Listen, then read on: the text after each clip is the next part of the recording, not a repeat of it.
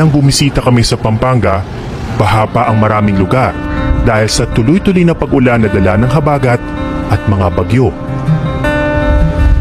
Bukod sa pinsala sa mga taniman, apektado rin ng baha ang huli ng mga magsasaka. Hirap mabuli ngayon ng palaka at saka higad dahil sa lalim ng tubig. Yan si Jessie. Simulat sa pool, pagsasaka na ang ikinabubuhay niya. Yan. Sige, salamat.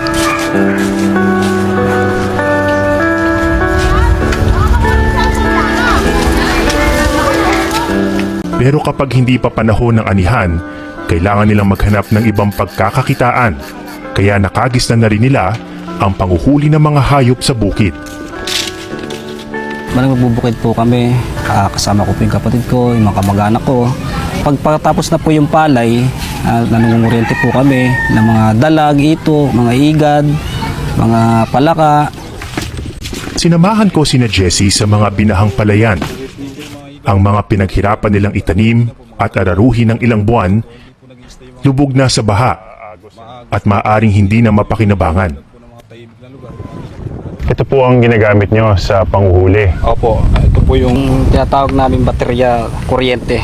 Okay. So, ito po yung pinanguli namin gamit sa igad, sa dalag, ito, tilapia, sa mga paghalimbawa, namamalaka kami.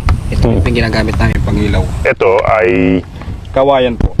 para ito yung mismong electrode niya, ika nga. Opo. Itong dulo na ito. Opo. Dalawa ito. Tapos, anong gagawin mo? Paano siya gumagana? Ito po yung umaandar. Pipindutin mo lang po ito. Ito, lalabas na po doon yung kuryente. May dadaanan na kuryente.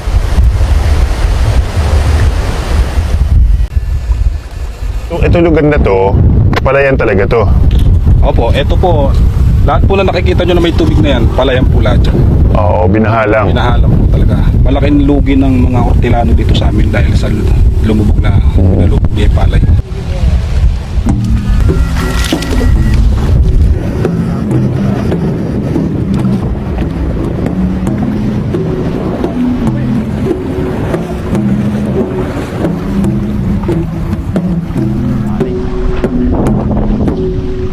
Wala po talaga tayo mahuhuling palaka ngayon dahil kita nyo naman po yung agos ng tubig.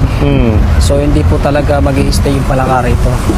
So yung isda naman po, depende po kung halimbawa may tatamaan tayo rito sa pang-kuryente ko, yun po, makakahuli tayo.